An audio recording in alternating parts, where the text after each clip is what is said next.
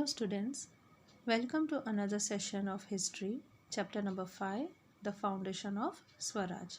Let us continue the chapter. Towards the establishment of Swaraj. In those days, forts were of special significance. With a firm hold over a fort, it was possible to control the surrounding areas.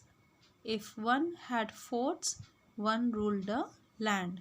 Therefore, Shivaji Maharaj decided to acquire the forts that were within his own Jagir. The forts situated within the Jagir of Shivaji Maharaj were not under his control, but were under the control of Adil Shah. And such an attempt to capture the forts amounted to challenging the Adil Shahi power. Then too he conquered the forts of Torna, Murumdev, Kondana and Purandar and thus laid the foundation of Swaraj. He repaired the fort of Murumdev and renamed it as Rajgarh, and Rajgarh was the first capital of Swaraj.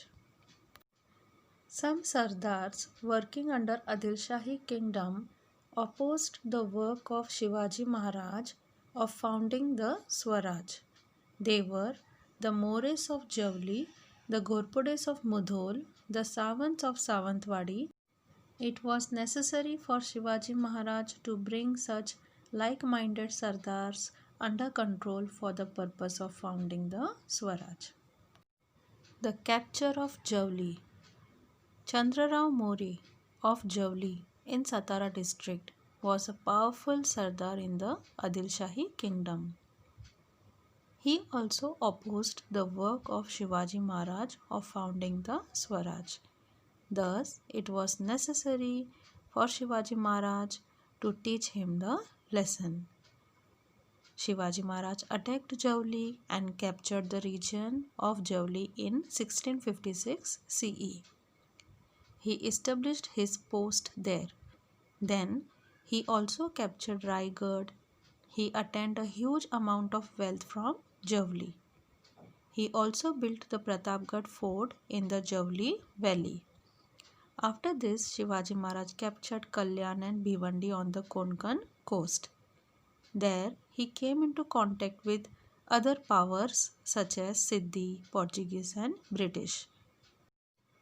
Shivaji Maharaj realized that in order to fight these powers, it was necessary to have a strong naval force. Therefore, he concentrated on building a navy. Defeat of Afzal Khan. Shivaji Maharaj was successful in capturing the forts in the Adil Shahi territory. He crushed the opposition of Mores of Javli. All these matters were a challenge to Adil Shahi. At that time, the Badi Sahiba was looking after the administration of Adil Shahi. She sent Afzal Khan, a powerful and experienced Adil Shahi general, to control the activities of Shivaji Maharaj. Afzal Khan came from Bijapur to Vai. A meeting of Shivaji Maharaj and Afzal Khan took place on 10th November 1659 at the foot of Pratapgarh near Vai. At the meeting, Afzal Khan attempted treachery. In retaliation, Shivaji Maharaj killed Afzal Khan. He routed the Adil Shahi army. The expedition of Siddhi Johar. Shivaji Maharaj continued his work of capturing the forts in Adil Shahi territory. He captured Panhala, Vasantgarh and Khelna. He renamed Khelna as Vishalgarh. To curb the activities of Shivaji Maharaj, Adil Shah sent Siddhi Johar, the Sardar of the Karnal region. The Adil Shah gave Siddhi the title of Salbat Khan. Rustam-e-Zaman, Baji Ghorpode and Afzal Khan's son Fazal Khan were also there to help Siddhi Johar. In these circumstances, Shivaji Maharaj took shelter in Panhala fort. Siddhi's soldier laid siege to the fort for about 5 months. For about 5 months, Shivaji Maharaj was in Panhala fort. Shivaji Maharaj found himself trapped inside the fort. Netoji Palkar tried to raise the siege by attacking Siddhi's army from outside, but he did not succeed. Siddhi showed no signs of relenting, so Shivaji Maharaj tried to talk with him. This led to the carelessness in the siege round Panhalgarh. Shivaji Maharaj took advantage of this situation. On this occasion, Shiva Kashid, a brave youth, came forward. He looked like Shivaji Maharaj. He dressed up like Shivaji Maharaj and sat in a palanquin, which left by the Rajdindi gate. It was captured by the Siddhis army. It was a difficult situation. Shiva Kashid sacrificed his life. In the meanwhile, Shivaji Maharaj left the fort using another difficult route.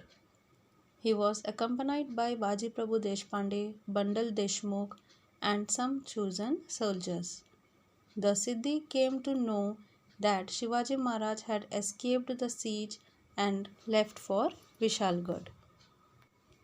Shivaji Maharaj allotted the responsibility of stopping Siddhi's army at the foot of Vishalgarh to Baji Prabhu Deshpande.